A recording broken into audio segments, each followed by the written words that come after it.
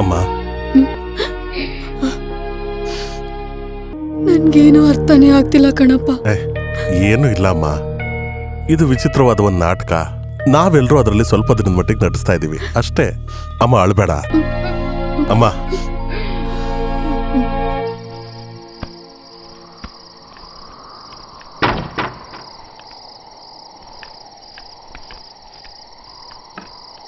ನೀನು ಈ ರೂಮಲ್ಲ ಮಲ್ಕೊಳ್ಳೋದು. ರಾಜಲ್ಲಿ ಊಟ ಮಾಡೋದಕ್ಕೆ ಬರಲಿಲ್ಲ? ಹಿಂದೆನೆ ನಿಂತಿದ್ದಾನಲ್ಲ, ನೋಡಿಲ್ವಾ? ಒಳ್ಳೆ ಮನುಷ್ಯ. ಇಲ್ಲಿ ಬಂದು ನಿಂತ್ಕೊಂಡಿದ್ದೀರಾ? ನೀನಿಲ್ಲೇ ಮಲ್ಕೋ, ನಾನು ರಾಜು ಆ ಕಡೆ ರೂಮಲ್ಲಿ ಮಲ್ಕೋತೀವಿ. ರಾಜ್ಗೆ ಹೊಸ ಜಾಗ ಅಲ್ವಾ? ಬನ್ನಿ Raj. Good night. Good night. Oh, good night.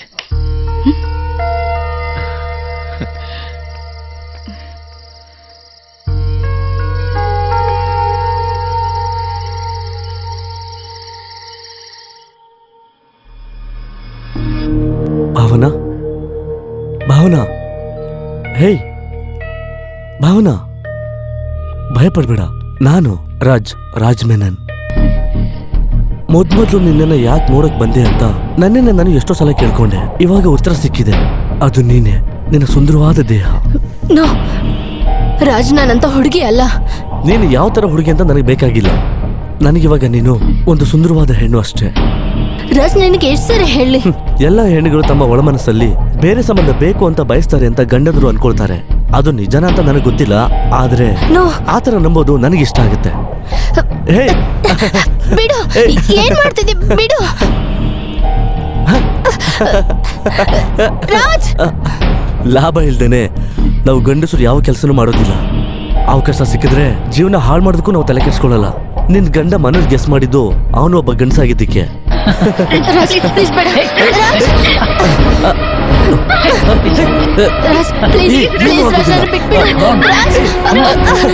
ಏನೂ ಆಗುತ್ತಿಲ್ಲ.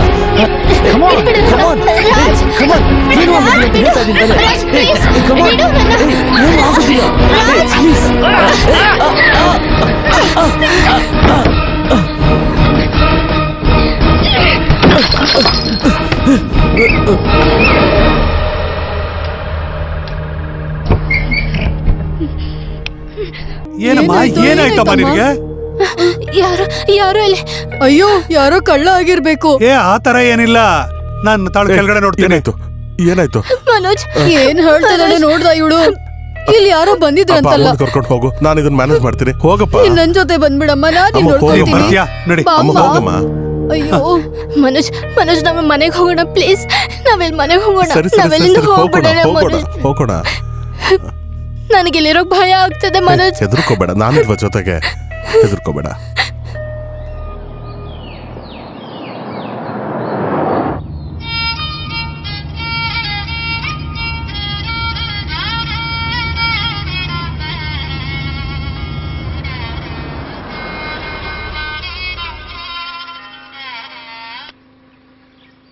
ಏನೋ ಲೇ ನನ್ನ ಮಗನೇ, ನನಗೆ ಯಾಮಾರಿಸಿ ನೀನು ನಿನ್ನ ಹೆಂಡತಿ ಆರಾಮಾಗಿರ್ಬೋದು ಅನ್ಕೊಂಡಿದ್ದೀರಾ?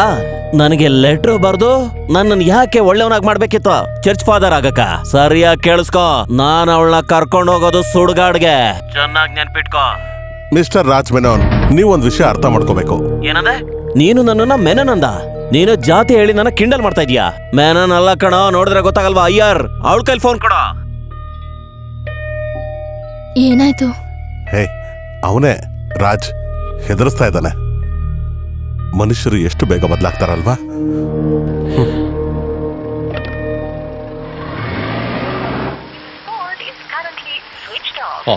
ಫೋನೇ ಸ್ವಿಚ್ ಆಫ್ ಮಾಡ್ಬಿಟ್ಟ. ಅವ್ನು ಮತ್ತೆ ಆನ್ ಮಾಡಿದ್ರೆ ಮತ್ತೆ ಕಾಲ್ ಮಾಡ್ತೀನಿ. ಹೇ, ನೀನ್ ಅದನ್ ಬಿಡು ಮಚ್ಚ. ನಮ್ಮ ಸಂಬಂಧದಲ್ಲಿ ಸುಂದರವಾದ ಹುಡುಗಿರಿರ್ಬೇಕಾದ್ರೆ ನೀನೇನಕ್ಕೆ ಟೈಮ್ ವೇಸ್ಟ್ ಮಾಡ್ಕೊಂಡು ಅವಳ ಹಿಂದೆ ಸುತ್ತಬೇಕು? ಆದ್ರೆ ನಾನು ಅವಳನ್ನ ಪ್ರೀತಿ ಮಾಡಿದ್ದು, ನೀನ್ ಮಾಡಿದ್ದು ಅದೊಂದೇ ಒಂದ್ ತಪ್ಪು. ಅದನ್ನ ತಲೆಯಿಂದ ತೆಗೆದ್ಬಿಡು. ಅಲ್ಲ ಅಂದ್ರೂ ಆ ಮೇಲ್ಜಾತಿ ಅಂತ ಹೇಳ್ಕೊಂಡ್ ತಿರ್ಗೋರ್ನೆಲ್ಲ ನಾವ್ ನಂಬ್ಲೇಬಾರ್ದು. ನೋಡು ಮಚ್ಚ, ಜಾತಿ ಇಲ್ದೇನೆ ಇರೋ ಸೊಸೈಟಿ ಶುರು ಆಗ್ಲಿ ಅಂತ ತಗೋ ಈ ಗ್ಲಾಸ್ ಹಿಡ್ಕೊಂಡು ಖಾಲಿ ಮಾಡ್ಕೋ. ಹೇ, ಕುಡಿಯಕ್ ಹೇಳಿದ್ದೆ ತಾನೇ? ಇವಾಗ ನೋಡು ನಮ್ಮ ಹಳೆ ಮಚ್ಚ ನೀನು. ಹ್ಮ್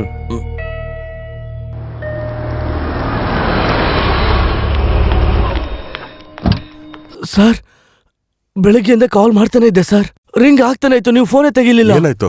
ರಾತ್ರಿ ಏನೋ ಇನ್ಸಿಡೆಂಟ್ ಆಗಿದೆ. ಯಾರೋ ಫ್ಲಾಟ್ ಒಳಗಡೆ ಬಂದು ಎಲ್ಲಾನು ಹಾಳು ಮಾಡಿದ್ದಾರೆ. ಬೆಳಿಗ್ಗೆ ಬಾಗ್ಲು ಓಪನ್ ಇದ್ದಿದ್ದಕ್ಕೆ ನಮಗೂ ಕೂಡ ವಿಚಾರ ಗೊತ್ತಾಗಿದ್ದು. ಬಾಗ್ಲಲ್ಲಿ ಬೇರೆ ನೋಟಿಸ್ ಹಾಕಿದ್ದಾರೆ.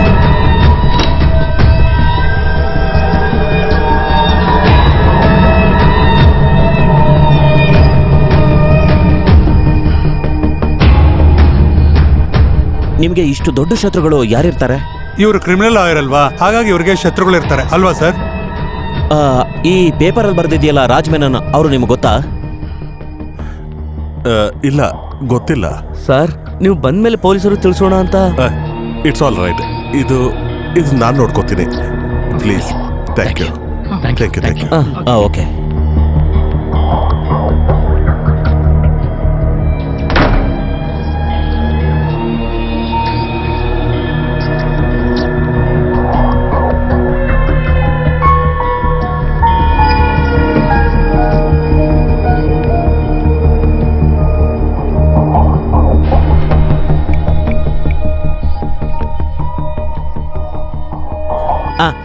ಸರ್ ನೀವು ಬಂದ್ಬಿಟ್ರಾ?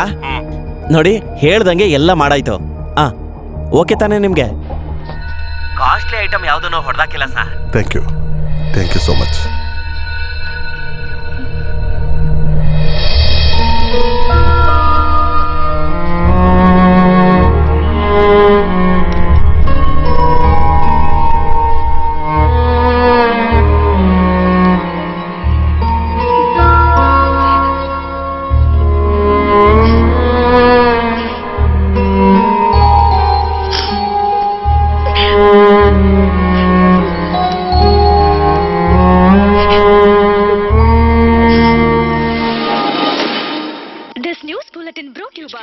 ಏನ ಬಚ್ಚ, ಈ ದೊಡ್ಡ ಮನೆ ಹೆಂಗಸರಿಗೆಲ್ಲ ಮಾಡೋದಕ್ಕೆ ಏನು ಕೆಲ್ಸ ಇಲ್ದೇ ಇರುವಾಗ ಒಂಟಿತನ ಅನ್ನೋದು ಕಾಡಕ್ ಶುರುವಾಗುತ್ತೆ ನೋಡು. ನಮ್ ತರ ಇರೋ ಜನರಿಗೆಲ್ಲ ಕನ್ಸಲ್ಲೂ ಕೂಡ ನೆನ್ಸ್ಕೊಳಕ್ ಆಗ್ದಿರೋ ವಿಚಾರ ಅದು. ಒಂಟಿತನ ಬಂದ್ಬಿಟ್ರೆ ಏನು ಮಾಡಕ್ಕಾಗಲ್ಲ. ಈ ಹೆಂಗಸರೆಲ್ಲರೂ ಈ ತರ ಲೆಟರ್ಗಳನ್ನೆಲ್ಲ ಬರ್ದು ಏನಾದ್ರೂ ಈ ತರ ತಮಾಷೆ ಮಾಡ್ತಿರ್ತಾರೆ. ಆದ್ರೆ ಗಂಡಸರ ವಿಚಾರ ಬೇರೆ. ಕುಡ್ದು ಲಿವರ್ ಹಾಳು ಮಾಡ್ಕೋತಾರೆ. ಲಿವರ್ ಹೋಗುತ್ತಂತೆ. ಹಾಗಾದ್ರೆ ನೀವು ಬೆಳಗ್ಗೆಯಿಂದ ಸಾಯಂಕಾಲದವರೆಗೂ ಕೂತ್ಕೊಂಡು ಕುಡಿತೀರಲ್ಲ, ಅದೇನಕ್ಕೆ? ಇಲ್ಲೋಡು, ಗೊತ್ತಿಲ್ಲ ಅಂದ್ರೆ ಸುಮ್ನೆ ಬಾಯಿ ಮುಚ್ಕೊಂಡಿರ್ಬೇಕು. ನೀನು ಸ್ಪಿರಿಟ್ ಸಿನಿಮಾ ನೋಡಿದೀಯಾ? ಅದರಲ್ಲಿ ಕಾಸ್ಟ್ಲಿ ಹೆಣ್ಣನ ಹೀರೋ ಏನಕ್ಕೆ ಹೊಡಿತಾನೆ ಅಂತ ನಿನ್ಗೇನಾರ ಗೊತ್ತಿದ್ಯಾ? ಅದು ಒಂಟಿತನ. ಆದ್ರೆ ನಮ್ಮಂತವ್ರೆಲ್ಲ ಕುಡಿತಾ ಇರೋದು ನಿಜ ಹೇಳ್ಬೇಕು ಅಂದ್ರೆ ಅಡಿಕ್ಷನ್. ಆ ಸಿನಿಮಾದಲ್ಲಿ ಏನಾಯ್ತು? ಹೀರೋ ಬೇಡ ಅಂತ ಹೇಳಿದ್ರೆ ಅವರು ಎಣ್ಣೆ ಹೊಡೆದಿನ ಬಿಟ್ಬಿಡ್ತಾರೆ. ಆದ್ರೆ ನಮ್ಮಂತವ್ರು ಸತ್ತೋಗ್ತಾರೆ ಅಷ್ಟೇ. ಹೌದು ತಾನೆ? ಅದಕ್ಕೋಸ್ಕರನೇ ಹೇಳೋದು, ಅವಳು ಆರಾಮಾಗಿ ಮನ್ಸು ಬದಲಿಸ್ಕೊಂಡು ಆರಾಮಾಗಿ ಬಿಡ್ತಾಳೆ. ಆದ್ರೆ ನಮ್ಗಿದ್ ಬೇಡ ಕಣ ಮಚ್ಚ. ಏನೋ ಒಂದು ಆಸೆಯಲ್ಲಿ ನಾನು ಆ ಥರ ಎಲ್ಲ ಮಾಡ್ಬಿಟ್ಟೆ ಕಣ. ನಾನು ಅದನ್ನ ಅವತ್ತೇ ಮರ್ತ್ಬಿಟ್ಟೆ. ಮಚ್ಚ ಹೇಳ್ದಂಗೆ ನಾಯಿ ತಿರುಗ್ದಂಗೆ ನಾನು ಅವಳು ಹಿಂದೆ ಹೋಗೋದಿಕ್ ಶುರು ಮಾಡಿದೆ. ಅದು ನಂದೇ ತಪ್ಪು. ಅದು ಆ ಖುಷಿಗೆ ಇನ್ನೊಂದ್ ಪೆಗ್ ಹಾಕು. ಬೇಡ ಬಿಡ. ರಾಜನ್ ಅನ್ನೋ ವ್ಯಕ್ತಿ ಡಿಸ್ಟ್ರಿಕ್ಟ್ ಕೋರ್ಟ್ ಅಲ್ಲಿ ಅಡ್ವೊಕೇಟ್ ಆಗಿ ಕೆಲಸ ಮಾಡ್ತಿರೋ ಮನೋಜ್ ಮನೆಗೆ ಹೋಗಿ ಹಿಂದೆ ನಡೆದಿರೋ ಘಟನೆಯಿಂದ ಅವ್ರ ಮನೆ ಮೇಲೆ ದಾಳಿ ಮಾಡಿದ್ದಾರೆ. ಅದು ಮಾತ್ರ ಅಲ್ದಿರಾ, ಅಡ್ವೊಕೇಟ್ ಹೆಂಡತಿಗೆ ಇವರು ಕಾಟ ಕೊಟ್ಟಿ ಅವರು ಇವರ ಮೇಲೆ ಪೊಲೀಸ್ ಕಂಪ್ಲೇಂಟ್ ಅನ್ನು ಕೊಟ್ಟಿದ್ದಾರೆ. ಅದರಿಂದ ಪೊಲೀಸ್ ಅವರು ಇವರನ್ನ ಮತ್ತೆ ಅರೆಸ್ಟ್ ಮಾಡಲು ಅವರನ್ನ ಹುಡುಕ್ತಾ ಇದ್ದಾರೆ. ಈಗ ಮುಖ್ಯಾಂಶಗಳು. ಅದು ಸರಿ. ಗಂಡ ಹೆಂಡತಿ ಸೇರ್ಕೊಂಡು ನನಗೆ ಆಪಿಡ್ತೀರಾ? ಏನ್ ಮಾಡ್ಬೇಕು ಅಂತ ನನಗೂ ಗೊತ್ತಿದೆ. ಈ ರಾಜನ್ಗೆ ಒಳ್ಳೆಯವನಾಗೋದು ಗೊತ್ತು, ಕೆಟ್ಟವನಾಗೋದು ಗೊತ್ತು.